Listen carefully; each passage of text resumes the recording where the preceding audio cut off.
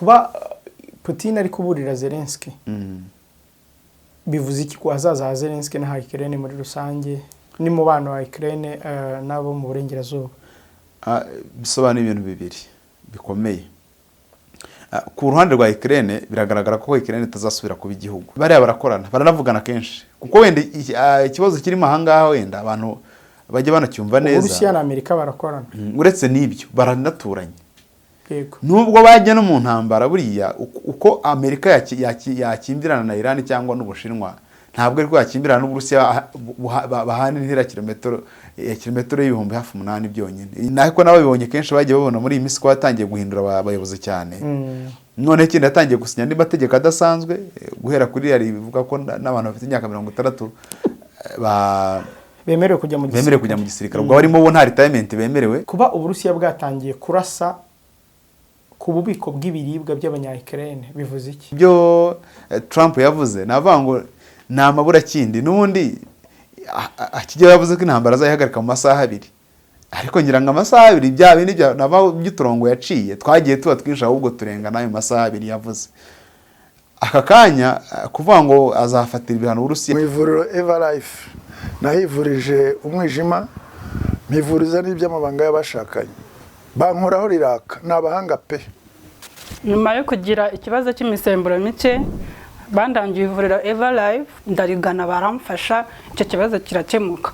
Nyuma naje kujyana n'umubyeyi wanjye afite ikibazo cya hypertension, ubu ngubu n'umuziba. Nashishikariza abantu bafite ibibazo by'imisemburo bigatuma batabyara, bigatuma imihango yabo itaza neza nk'uko bikwiye, kuba mwagana ivuriro Everlife bakabafasha. Murakoze cyane. Ivuriro Everlife rikorera Nyabugogo rimaze kuba ubukombe mu Rwanda no hanze yarwo mu kuvura indwara bakoresheje imiti y'ibimera kandi itunganyijwe neza mu buryo bw'ibinini, poudre cyangwa liquide. Hari abadogiteri batandukanye bagufasha, kandi cyiza nuko aho waba uherereye hose ku isi imiti yakugeraho, cyane ko bakorana na DHL. Mu ndwara bavura twavugamo nk'iz'imyororokere zose, kurangiza vuba no kubura ubushake, indwara zifata abadamu zose, igwingira ry'igitsina, indwara nk'umwijima, diabete, amara, igifu, asima. Abifuza kuva ku biyobyabwenge nabo barabafasha. Ku bindi bisobanuro wahamagara cyangwa ukandikira muganga. Everlife, icyizere cy'ubuzima. Wigeze wibaza ushobora kubona inzu nziza ku giciro ushoboye cyangwa se ubutaka bufite ibyangombwa butarimo ibibazo? Nta mpamvu yo gukomeza gushakisha, ibisubizo byose biraha. Imari Real Estate turagufasha kugura no kugurisha ibibanza, amasambu ndetse n'amazu yaba mato cyangwa manini. Dukata amasite meza kandi yizewe, tukayagurisha mu mucyo no mu bwitonzi. Ufite amafaranga make, ntugire ubwoba, turagushakira inzu cyangwa ubutaka bujyanye n'ubushobozi bwawe. Ufite ubutaka buto cyangwa bunini, turagufasha gukora inyigo y'inzu wakubakaho bijyanye n'ubushobozi bwawe. Dufite ubunararibonye mu gutanga ubujyanama ku butaka wagura buzira ingaru, mu kwirinda amakimbirane bushingiyeho, mu bunyamwuga buzira amakemwa. Nitwe ducunga amazu yawe mu buryo bwizewe. Duhamagare kuri 0783 57 86 72 cyangwa utugane ku mbuga nkoranyambaga zacu nka YouTube na Instagram. Hose twitwa Imari Real Estate. Imari Real Estate, twubaka icyizere, inzozi zikaba impamo. Twongeye kubasuhuza, turabifuriza kugira ibihe byiza badukurikiye kuri Primo Media Rwanda. Kuri kamera turi kumwe na Jules Nkusi. Jules, muraho neza? Muraho. Hari abantu bajya bakumva tuvugana kuri telefone, amwe batari bakuze. Yego. Hari n'abambwiye bati Jules uzamutuzanire kuri kamera tuganire tumureba. Tugiye kugirana ikiganiro kiri bwibande ku ntambara ya Ukraine n'Uburusiya cyangwa se intambara ya OTAN na Krings, aho turi bugaruke cyane ku Burusiya. Uburusiya binyuze mu rwego rw'iperereza ryo hanze bwagaragaje uruhare rw'Ubwongereza ndetse na Amerika mu gushaka guhirika ubutegetsi bwa Zelensky, bakazana uhaza ari umugabo w'ingabo General Valery Zaluzny, ubu ni ambasaderi wa Ukraine mu Bwongereza. Turanagaruka kandi ku bijyanye n'Uburusiya bwagabye igitero Kiev cya misile na drone kigahitana abantu 2 abandi 6 bagakomereka, n'ibitero kandi bikomeje muri Kharkiv aho hatwitswe ububiko bw'ibiribwa, abantu 6 barapfa nk'uko gavana wa Kharkiv yabitangaje. Uburusiya umenya bwatangiye kugaba ibitero ku nda y'abanya-Ukraine. No kubafata ku nda ni ko umuntu yabivuga muri rusange. Yego. Ya turabigarukaho. Jules, reka gato tubanze tuganire bisanzwe biri aho ngaho. Palestine bamwe baravuga bati kuye kuba igihugu kigenga muri ya gahunda two state solution. bishobora kuganisha ku kuba amakimbirane hagati ya Israel na Palestine yahosha muri kariya gace, hanyuma Palestine nacyo kikaba igihugu cyemewe mu muryango w'abibumbye.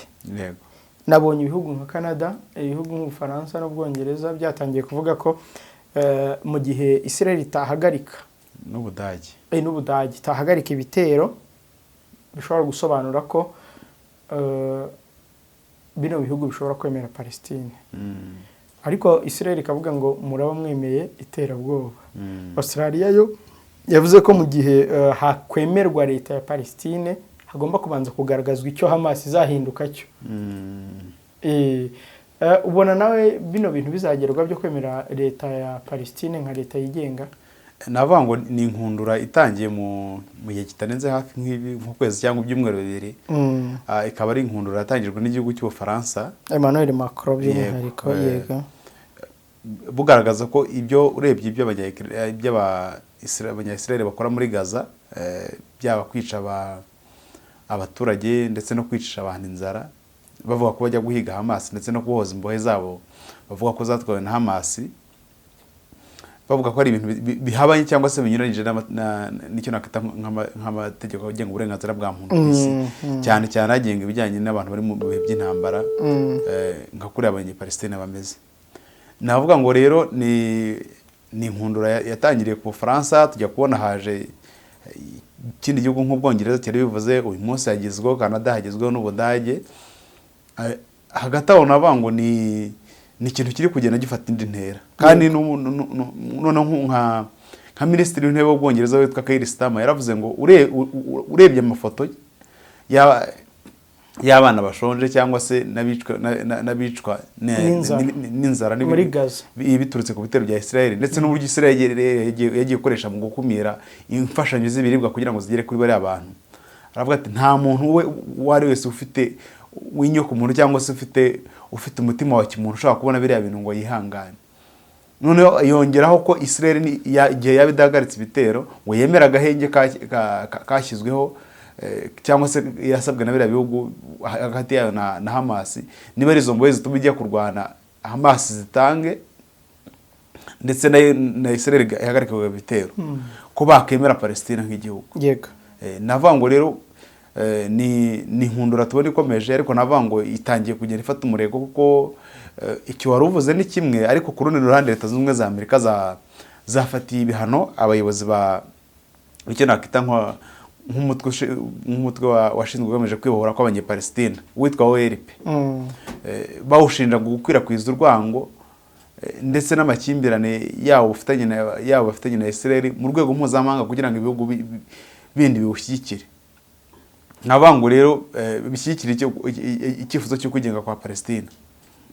Navuga ngo rero ni ibintu bikiganirwaho, ariko nanone ukurikijeho ibintu birimo kujya, n'abantu bose babirebera mu mboni zabo barabona neza ko byanga bikunda ibintu biri kwerekera ahantu abanyaburayi nk'abantu bashinze Israel hariya bashobora kongera bakayihindukirana nanone, kuko barabona ko byanga bikunda ibyo Israel ikora ntabwo bashaka kubyitirirwa izina ryabo muri rusange. Ubona ukurikije veto, abano bantu batanu bo muri veto, ubona byoroshye ko icyifuzo cyo kuba Palestine yaba igihugu cyigenga mu buryo bwuzuye kizemera? Bimaze kugaragazwa n'ibihugu bibiri kandi bifite iyo veto. Ariko muri veto nubwo mwatora muri bane umwaka byanga biba byanze byose. Ariko navuga ngo igikomeye kurushaho nuko nk'Ubwongereza nk'igihugu cyakolonije Palestine ari nacyo cyanagize uruhare mu kugira ngo hakatwe iriya mipaka uko tuyibona imeze uku nguku, kikagenera Israel uko igomba kungana, kikagenera na Palestine isiga uko igomba kungana. Niba gitangiye gushyigikira two states solution, birakwereka neza aho ibintu byerekera. Ariko iriya veto Amerika ishobora kuyanga. Amerika n'Ubwongereza ntabwo bajya bivuga, ntabwo bajya batandukana cyane kenshi, ku buryo mpamya ko bitabayeho mu bwumvikane ngo baganire bikaguma gutya, byanga bikunda Amerika ishobora kwisubiraho, kuko Amerika ntabwo ishobora kwemera gukora ikintu Ubwongereza butumva. Kuko mu byagiye bigaragara byose, iyo urebye burya nubwo tuvuga ngo Amerika irakomenda mu bya gisirikare, yaba mu bushobozi bwo kurwanira mu mazi ndetse no gukora wenda indege z'intambara n'ibiki, ariko ntabwo dushobora kwirengagiza uruhare rw'Abongereza nabo mu gisirikare cyo mu mazi. Kandi wabonye ko Amerika ifite amato menshi hariya muri kiriya gice cy'uburasirazuba bwo hagati, ndetse n'ibirindiro byinshi yagiye bishinga hari koloni z'Abongereza kuva muri za Misiri. Ntabwo rero uruhare rw'Ubwongereza ushobora kurwirengagiza. Gusa bashobora kubyemeza gutyo, Abarusiya nanone nabo ugasanga barabyanze. Yego. Ariko navuga ngo muri politike burya nta nshuti ibihe byose uhoraho, nta n'umwanzi w'ibihe byose uhoraho. Navuga ngo rero Abanyaburayi burya nubwo wenda tuvuga ko bagiriye impuhwe Israel mu kwishinga hariya, ntabwo ngiye mbyita impuhwe kubera ko burya ibihugu byose by'Iburayi byishe Abayahudi. Kuko ibyo bintu abantu batabizi. Ariko ni inkuru izwi, uretse ko babitwereye igihugu cyitwa Ubudage. Ariko biriya byose ubona Ubufaransa, Ubwongereza n'ibindi byose byishe Abayahudi mu ntambara ya kabiri y'isi yose. Kuba rero aka kanya byakongera bigahinduka, nk'uko na bamwe mu bayobozi b'Abanyayisiraheli batangiye kubivuga bati nk'ubu Ubudage burongeye bushyigikiye Nazisme, burongeye bushyigikiye Abanazi nyuma y'imyaka irenga 80. Ni ibintu rero ubona ko biteje impungenge. Jules, reka duhite dukomoza by'umwihariko ku Burusiya.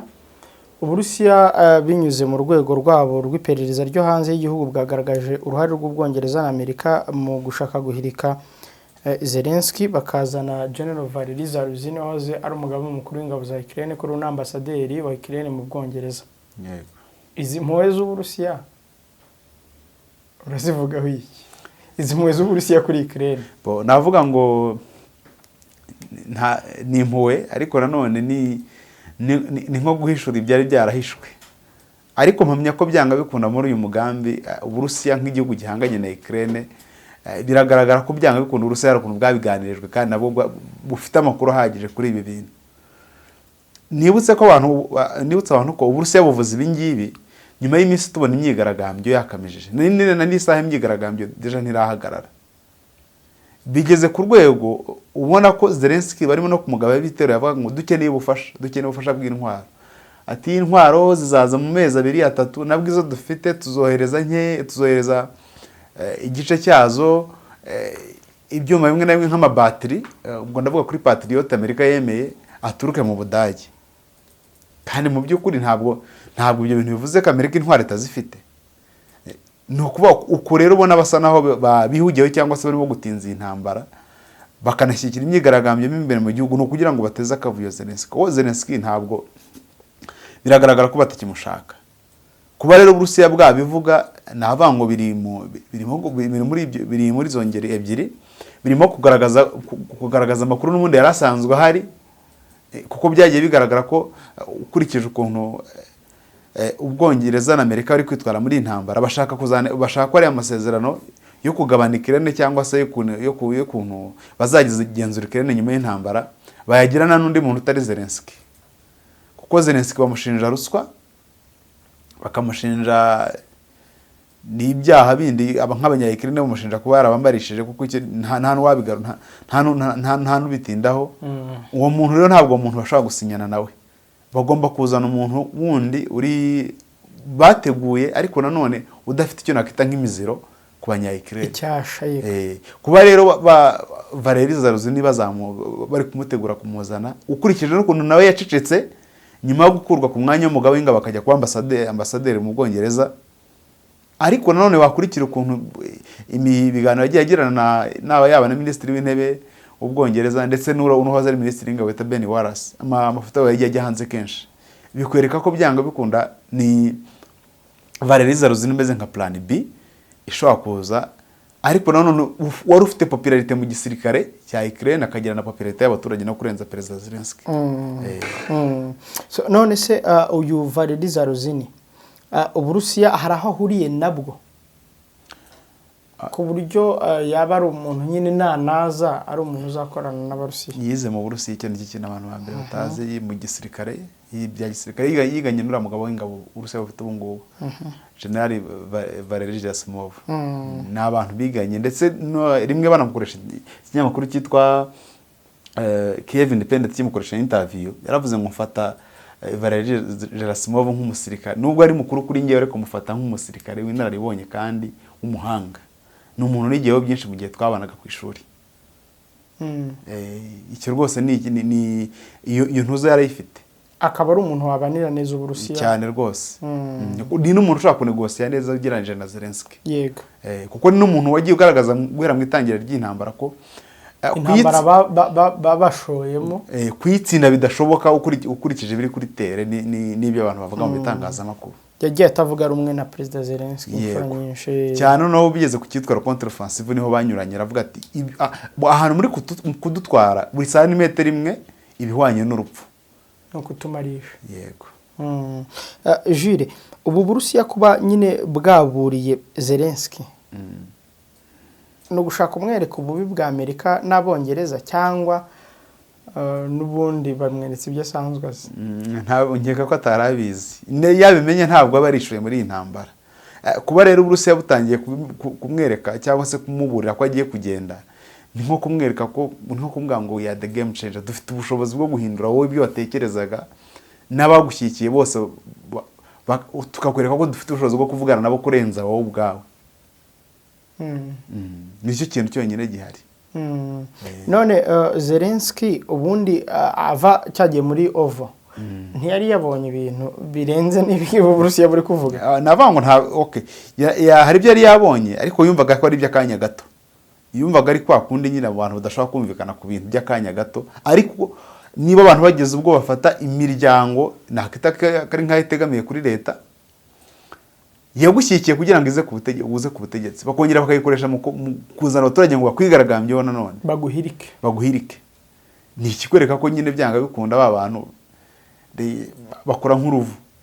Nuvuga ngo igihe kimwe bari kumwe nawe ariko iyo projet bagwaye kunaniye n'ubundi bashaka uburyo bwo kibakwikiza, kandi ukagenda bitagaragaye ko ari bo babigizemo uruhare, ariko nta muntu utabona neza ko akavuyo kose kari muri Ukraine ubu ngubu guhera no kumyigaragambyo ukaza ukagera kuguhindagura abagize guverinoma buri munsi birimo akaboko k'abantu bo muri Roboroko kusida. Ibyo Uburusiya bwavuze rero ni uburyo bwo kumuhishurira icyo nakita nk'ibanga ryahishwe, ariko nawe ubwe nyine agomba gutangira gutekereza kabiri akavuga ati ahubwo nzajya he nyuma y'ahangara. Kuko bumufitiye impuhwe cyangwa kuko Uburusiya na Amerika n'ubundi hari ibyo bajya bakorana mu gikara abantu tukabibona ku mayekara yacu? Bariya barakorana, baranavugana kenshi, kuko wenda ikibazo kirimo ahangaha wenda abantu bajya banacyumva neza. Uburusiya na Amerika barakorana, uretse n'ibyo baranaturanye. Yego. Nubwo bajya no mu ntambara buriya uko Amerika yakimdirana na Iran cyangwa n'Ubushinwa, ntabwo ariko yakimbirana n'Uburusiya bahana intera kilometero y'ibihumbi hafi 8 byonyine, kilometero 8 zonyine. Ni ukuvuga ngo ubushobozi bwose Amerika ifite ishobora gukoresha yangiza byinshi mu Burusiya. Uburusiya nabwo burabufite. Ni ukuvuga ngo rero baba bagomba nubwo bakimbirana hari ibyo bagomba kumvikanaho. Nese abantu batekereza gute kubo Uburusiya bwaragiye kurasa misile nka Oreshnik bakabanza kubwira Washington? Kandi se n'ubwa mbere ibi n'ubundi birasanzwe, n'ubundi mu ntambara kabiri isi yose twarabibonye bagabana Ubudage bakoze inama ari batatu. Ibyo ari byo bihugu bingahe bitatu tuvuze, ku buryo bigaragara ko ahubwo rimwe na rimwe bashobora kuba abantu barashyize isi mu kintu nakita nk'intambara bo bashaka, ariko ari intambara ya business ku rundi ruhande. Kuko niba barumvikanye ko bagabana Ubudage kanya hakaba hagezweho Ukraine, igihugu kimwe kigenda kikabavamo kikaba ngo nyamara biriya bihugu biri gukora ibi ngibi, deja nuko gifite amakuru. Biranashoboka ko ari cyo gishobora kuba cyaremye mu mwanzi, ariko muri context yo kugira ngo isi nyine igihora ifite abakonkira, ariko abakonkira bungu babiri, ariko bamwe bagaragara bagaragara nk'abo bahanganye n'umwanzi runaka, ariko uwo mwanzi akaba ari inyungu nawe kuri we akaba yaremeye kwitwa umwanzi, ariko normal batari umwanzi. Zelensky rero nabango ni Ukraine ko bayikoze bagize nk'ikibuga, ariko iki kintu abantu benshi ntibakunze kucyumva. Ngira ngo uri mu bantu bakunze kuba bati Ukraine ni ikibuga Amerika cyangwa OTAN na Kremlin bari kurwaniraho cyane rwose. Abantu icyo kintu ntabwo bacyumva, bakwiye kucyumva, kuko urumva iyo bigezeho aho usanga ibihugu birenze ibihugu bibiri mu birenga 20 nabitanga inkunga nyinshi hariya muri Ukraine bifata initiative yo kuvuga ngo ahubwo natabyemera tuzakora iki, kandi bikavugwa n'ikindi gihugu bisa naho bahanganye. ni ukuvuga ngo biba bikwereka ko nyine ba nyiri intambara nyirizina ukuyeho kuvuga ngo intambara ni Uburusiya na Ukraine. None kuba Putin ari kuburira Zelensky bivuze iki ku hazaza ha Zelensky na Ukraine muri rusange n'umubano wa Ukraine nabo mu burengerazuba? Bisobanura ibintu bibiri bikomeye. Ku ruhande rwa Ukraine biragaragara ko Ukraine itazasubira kuba igihugu niba ukurikije agenda yuko ibintu bimeze. Ukraine bagomba kuyigabana, ariko mu kuyigabana uko byagenda kose Abarusiya nk'abantu bari kuvuga ibi bintu nabo bafitemo inyungu, kandi bagomba gutwara ahantu hose ari strategique bashaka kugira ngo amakimbirane arangire. Kuri Zelensky we nabango yagambaniye igihugu, yarakigambaniye kandi abizi atabizi. Nkeka ko nawe ntabyo yarazi bikeya kubyo bamubwiye, ariko ntabwo yarazi byose byihishe inyuma. Uko yaza kubimenya nkeka ko atari kubyishoramo. Uko n'imvugo yatangiye avuga ubona ko zihabanye neza ari kuvuga ubu ngubu. Ni Zelensky wavuze ko atazigera aganira, ariko ubu ngubu turi kubona baramurasa akabati ibiganiro. Niba atangiye gusaba nta muntu usaba ibiganiro kwa kataneshejwe, cyangwa se hari ibyo ari kubona ubwo adafite ubushobozi bwo kugenzura. Kuri we yaragambanye, ariko nanone amahirwe n'abango aracyashoboka igihe haza undi muntu utari we kandi ukorera mu nyungu z'Uburusiya ushobora kubalansinga yose tanaza akabalansinga n'Uburusiya. None uyu Zelensky rero urabona biri buze kumugendekera bite nyuma yo kuva ku butegetsi? nyuma y'uko Uburusiya bumuburiye arabifata nka serious issue cyangwa arabifata nk'ibintu bimugeramiye cyangwa arabifata nk'ibyavuzwe n'uwo bahanganye? Arabibona ntabwo kuvuga ngo ni ibyo bafata nk'uwo bahanganye, kuko byagenda kose nawe niba ari umuntu ubona nako nababibonye kenshi bagiye babona muri iyi minsi ko yatangiye guhindura abayobozi cyane. None ikindi yatangiye gusinya andi mategeko adasanzwe, guhera kuri yari bivuga ko n'abantu bafite imyaka 60 bemerewe kujya mu gisirikare. Ubwo barimo bo nta retirement bemerewe. Ikindi hari bangiye kujya mu kiruhuko cy'uko bamaze iminsi barwana, ku buryo akanya abasirikare bamaze hafi imyaka 4 barwana ku rugamba bataratanga bajye mu kiruhuko mu rugo. Navango rero ibyo byose navango ni nk'uturongo yari yashi, ariko tugenda twiyongera ugasanga tugiye twiyongeraho utundi tugiye dutandukanye. Ku buryo we kuri we ngira ngo icyamuha andi mahirwe atarayangaya, ubonye ko yanongeyeho n'amezi 3 y'icyo nakita yasinye icyo bita amashoro, cyangwa se itegeko kuri manda yararangiye yiyongeraho amezi 3 avuga ko igihugu kiri mu bihe bidasanzwe, cyangwa se icyo nakita nka etat de siège. Biriya byose rero ni bikwereka ko arimo kwitegura amayira y'ahashobora kuzajya nyuma yo kuva ku buyobozi muri Ukraine, kuko arabibona neza ko byanga bikunda abari bamushyigikiye ntibakimushaka. Hanyuma Jules, reka tugaruke gato kuri ibitero by'Uburusiya bikomeje. Hari igitero cyagabwe i Kiev cya drone za misile gitana abantu 2 abandi 6 barakomereka. Hari n'ibindi bitero byakomeje muri Kharkiv aho hatwitswe ububiko bw'ibiribwa, abakozi baho bagera kuri 6 barapfa nk'uko gavana wa Kharkiv yabitangaje. Kuba Uburusiya bwatangiye kurasa ku bubiko bw'ibiribwa by'abanya-Ukraine bivuze iki? Nabango ni ukubafata kunda mu buryo bumwe cyangwa ubundi, ariko by'umwihariko nureba nk'aharashwe na ahantu hegereye ububiko bw'ibiribwa, ariko ibiribwa bigemurirwa ingabo. Muri iyi minsi ahagiye humvikana amajwi menshi y'ibinyamakuru byo muri Ukraine bivuga ko n'Abarusiya bavuga ko umunsi umujyi wa Pokrovsk wafashwe hazaba ari urupfu ku banya-Ukraine. Ariko bigaragara ko uburyo bwiza Abarusiya bahezemo bwo gufata Pokrovsk ni ukuzibira amayira yose ajyayo, ndetse no gufunga icyo nakita nka supply routes, ndetse n'ahantu hose hashobora guturuka ibiribwa bijyayo. Ahantu rero hari mu cyerekezo cyane muri Kharkiv, ni depo yari muri Kharkiv, ku buryo ntabwo bashaka kuharasa ngo bangize imihanda bagire gute bacibiraro, kuko bazi ko nabo bashobora kuzabikenera muri ntuza mu cyo nakita nko mu bindi bitero bizakurikiraho. Ariko nanone bagomba gukora ku buryo ki abantu bari ingabo zirimo hariya bazisonjesha ntizibone ibiribwa uko bikwiye, zigata morale nka kuri izo muri izari zifungiye muri Mariupol zahavuye. Niyo tekinike mbona bari gukoresha. navuga ngo rero ni icyago ku ngabo, noneho nk'abantu bakoresha imbaraga nyinshi baba bagomba kurwana, bagomba no kugira gute, ariko nanone ku rundi ruhande burya tekinike zose zirakora mu gihe nka kiriya, nta izishoboka zose umuntu aba ashobora kubona zamufasha gutsinda arazikoresha. Yego.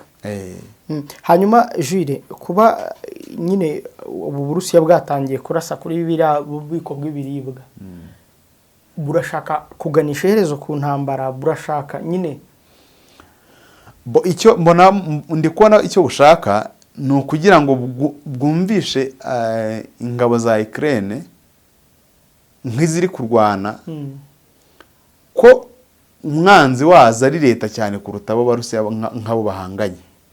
Barakora ku buryo ki ziriya ngabo zivumburira Zelensky, kuko navuga ko hari n'imyigaragambyo iri kubera mu yindi mijyi muri Ukraine. Yego.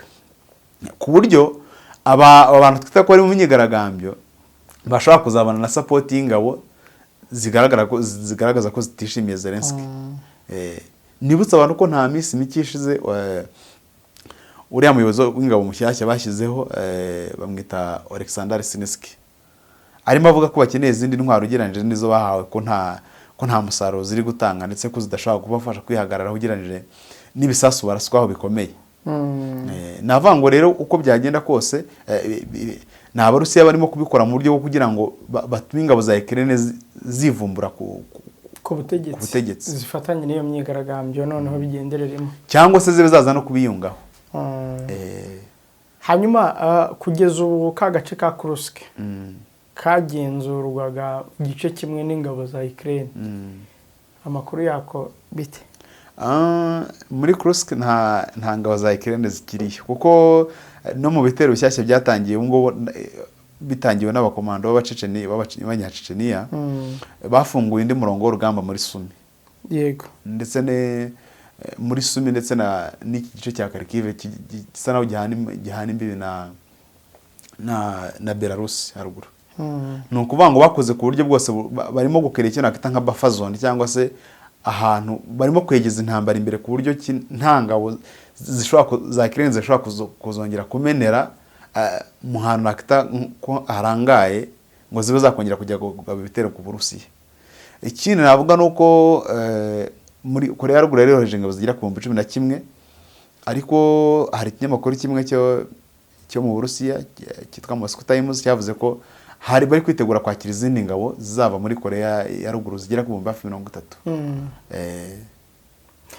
Jules, turimo turagana ku musozo. Hanyuma umuntu yakwibaza ngo Uburusiya haba hari umugambi bugifite wo gufata Ukraine yose bufite, cyangwa buzayigabana na Amerika nko kuri tujya tubyumva? Unagaruke ku bihano Trump avuga ko bishobora gufatirwa Uburusiya mu gihe hashira iminsi 10 bitagiye mu biganiro.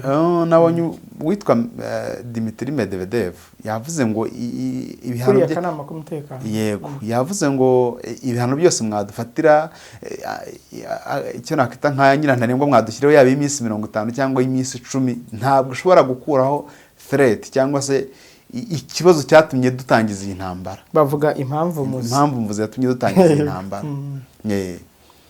Ni ukuvuga ngo rero ibyo Trump yavuze navuga ngo ni amaburakindi, n'ubundi akijya yavuze ko intambara azayihagarika mu masaha 2, ariko ngira ngo amasaha 2 bya bindi by'uturongo yaciye twagiye tuba twinshi, ahubwo turenga n'ayo masaha 2 yavuze. Aka kanya kuvuga ngo azafatira ibihano Uburusiya, n'ubundi ibihano Uburusiya burabimenyereye. Nabonye yatangiye no kwadukira n'Ubuhinde. Ubuhinde nabwo bushinja ko agiye kuzamura imisoro 25% bushinja kugura gaze y'Uburusiya na peteroli, bukaza kuyicuruza mu Banyaburayi yihenze yikubye hafiro zingahe. Abahinde nabo bati ibyo wavuga byose ntabwo twebwe tuzahagarika kubigura, tuzabigura kabone nubwo mwadushyiraho ibihano by'ubukungu.